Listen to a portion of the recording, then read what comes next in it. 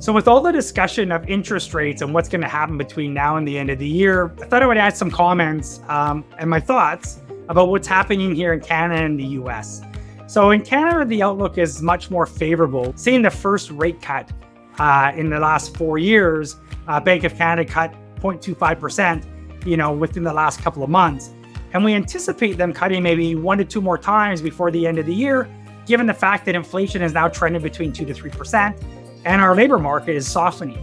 Now in the US, it's actually a much different story. They have sticky inflation that's still above their target range, and they have actually had a lot of job growth in the last number of months.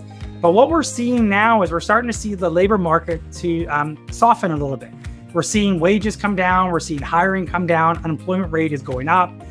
This is actually a good thing for the US Fed because it gives them the opportunity to potentially cut here near the end of the year. Now, they've come out and said, hey, they're not going to cut as aggressively as what they thought earlier in the year.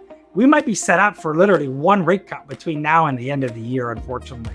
So the likelihood, again, in Canada is maybe 1 to 2 more cuts. In the US might be 1. I think we're optimistic if we see more. But that being said, I think we're pointed in the right direction. And it'll be interesting to see what happens over the next 6 months. If you have any questions about how this impacts you, please drop me an email or give me a call. Be happy to chat with you about it.